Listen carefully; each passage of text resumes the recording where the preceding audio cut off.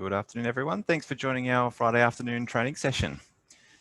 Today, we're going to be going through setting up a reporting dashboard. So the software we're looking at today is from Reportz.io, Reportz with a Z, and they refer to these reports as dashboards. So it's about trying to combine all of our social media accounts, getting the analytics from all of those, bringing those into one dashboard or a report. So these can then be scheduled to look at whenever you like, or scheduled via email to send to the email address of your choosing. So we'll be using these dashboards from our social media clients that we do work for. So if you're using social media via our service hub, you will start to see these reports come through monthly. All right, so I've got a number of dashboards here already. I'm just going to go through how to create one, recreate one of these ones. I've got Brisbane here. I'm going to redo this one. So to start with, I'll just create a dashboard and we just give it a name.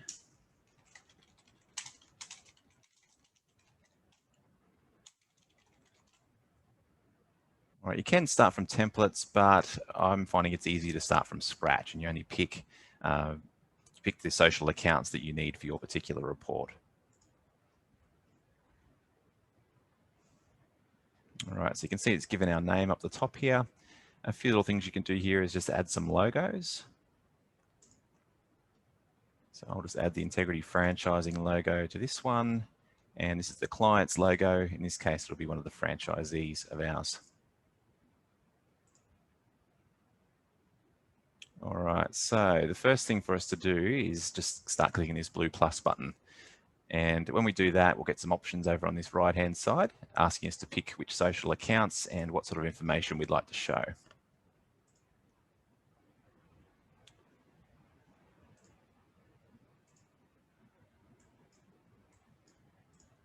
All right, so what I might start with is I'll try and do a Google business at the top of this report. So I'll click on that one. From here, we'll select an account. So if you don't already have an account connected, you click on this blue plus button and it'll prompt you for your credentials for Google. So I'll just select this one. If you click that plus button, you'll get a window like this and you'll just sign into that and follow the prompts. All right, on the next screen, we need to select a property. In my account, I've only got one here. And then we've got a number of profiles. So I have a lot of different profiles, so I'll search for the profile that I'm looking for. So I'll choose the Brisbane profile. And next is the type of widget we would like to display on here. There's a number of different ones. This is probably the most straightforward one of these Google Business Listings monthly or daily. Click on next, and there's a number of other settings here. So this widget size, I might show you that in just a second. I'll leave it as the standard 2x1. And there's another number of other options here. You can choose different report styles. I'll just click next on these defaults. Again, here you can hide different things on this listing as well. So I'll come back to that in a second. All right, as I submit it, we get the little widget showing up on the dashboard here. Now, as you hover your mouse over here, you can see there's a lot of different things it's tracking here. Say, number of phone numbers clicked and number of requests for driving directions, for example. We may just want to omit that from the report. So we can come back in and edit this particular widget again. I'll just go through those settings again. And that's what all these things are here for as well. So phone number, we'll just say that it's a hidden metric, and driving directions, we'll make that a hidden one as well. And submit that. That should make that report a little bit easier to read. And we've only got 3 things that it's charting here on this widget. All right, so in terms of the layout here, I'll just edit that again. This is the 2x1 section. So the report's made up of a grid of 4 items wide. So potentially you can have 4 narrow widgets across the page, or you could have one really long one that's 4 long. So if I change this Google Business listing to be 4 widgets wide, we'll select this option. And finish that. And that's spread across 4 columns. All right, so that's just our Google business listing. So we can see here it's got stats for the time period that we've selected. But as you hover your mouse over, you can see the daily results as well. All right, I'll go through and I'll add some website stats now. So website stats will use Google Analytics. So again, you need to make sure you've entered your credentials in here by hitting that blue plus button if you haven't already. And we'll select a property. Again, I've got quite a few in here. So the one I'm looking for is Brisbane for this example.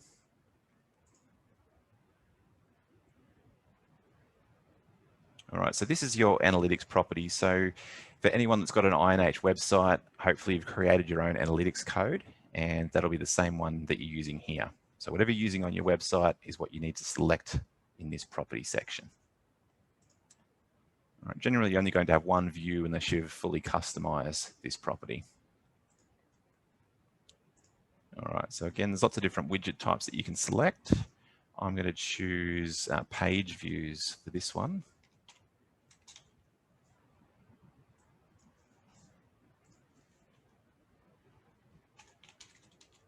Number of page views. I'll just leave all these settings as default.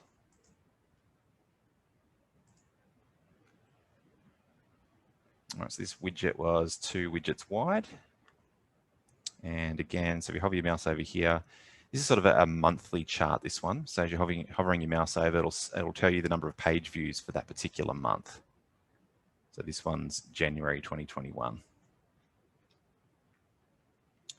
All right, I might go and add another website stat here. We'll try and work on unique visitors. So I'll choose reporting, choose my account, and I'll go back to Brisbane again.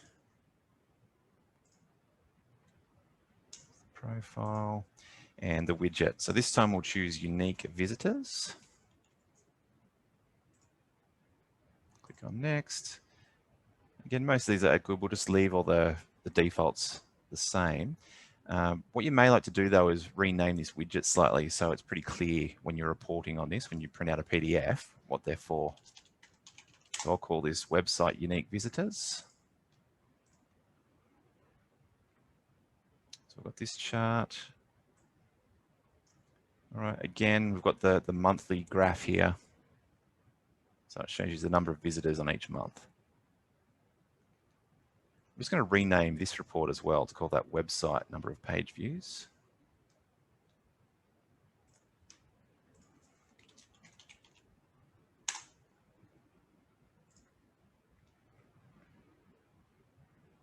All right, so far we've got our GMB listing details and we've got 2 different types of stats for our website.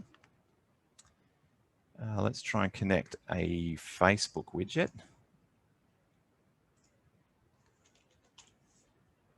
So we're just going to look at the Facebook social here. If you've got a Facebook ad account, you can also add those as separate widgets as well. So if you're doing paid Facebook ads, you would select that to get some stats from here. So I've only got access to just the social channels here. So I'll pick that one, pick my account. And we want Brisbane as the page.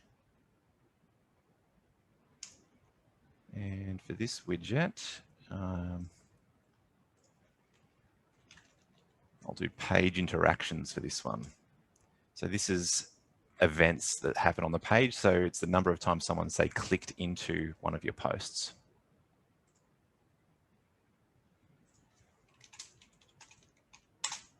So Facebook page interactions.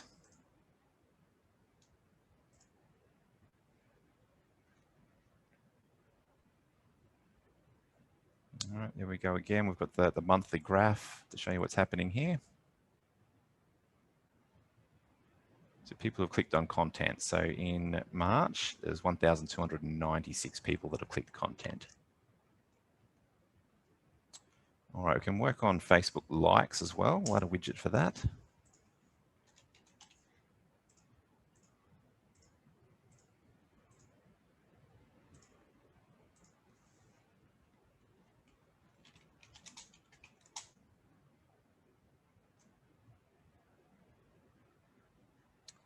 people who liked or people who removed the page. Click next.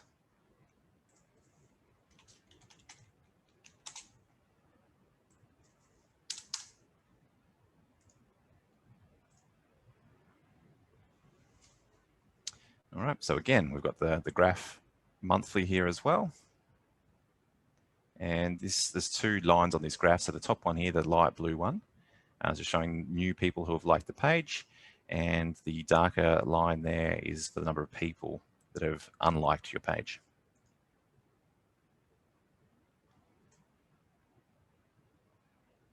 All right, the last couple of things I'll add is for Instagram. So we'll try an Instagram one.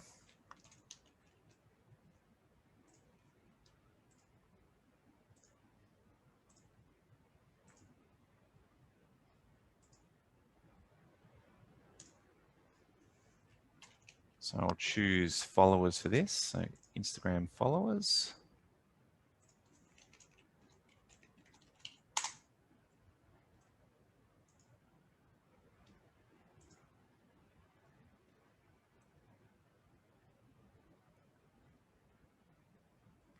As like the others, we've got a graph there as well. And another interesting stat we might like to add is, say, profile views here. So we'll do Instagram again for this one.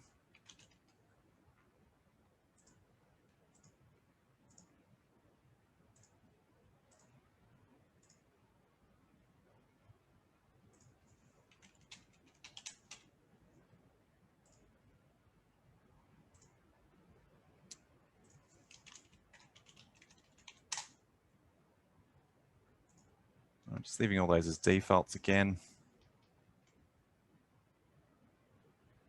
All right, so you can see here we've got a number of things here. So going back to the top, we've got our Google Business.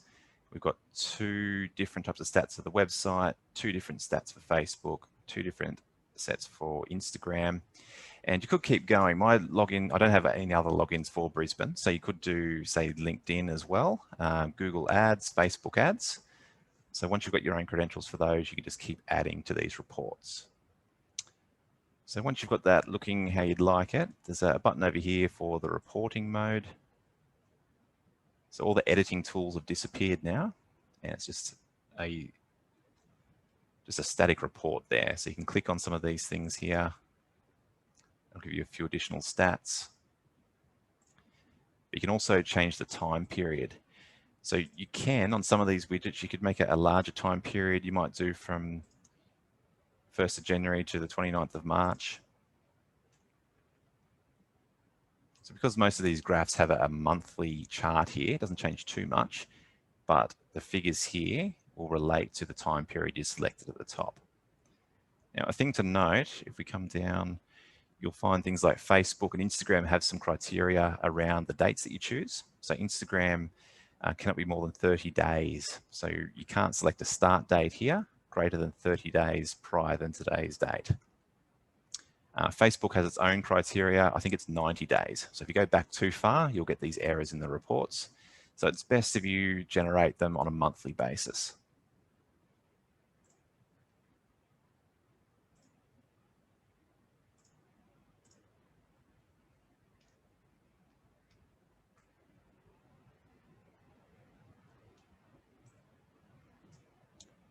All right, so up the top right-hand corner now, there's I'm not sure what that symbol is, a little network symbol. But inside there's a PDF export. So we can click on that one.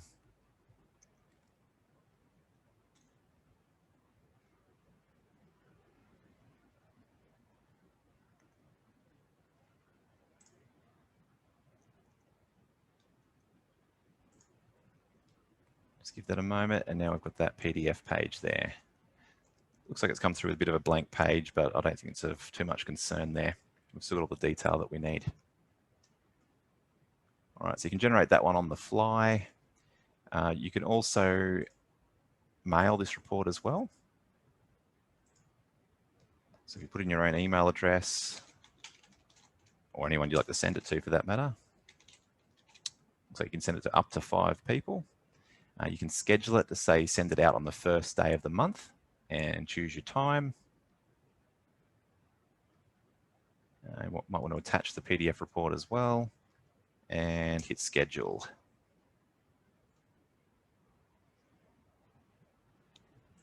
All right, the last item in here which we didn't cover was this copy URL.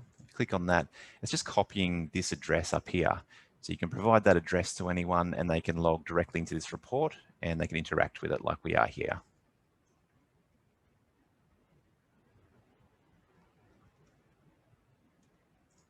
If we go back to edit mode, you can also see in here that we've scheduled this report. So you can see who it's going to and the date and time that it's being sent, monthly on the first day.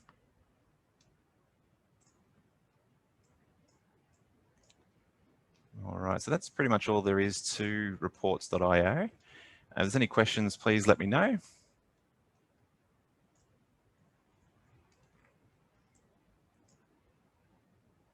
All right, looks like we're good for questions this afternoon. All right, well, thank you for joining us again, and we will see you again next time. Talk to you soon.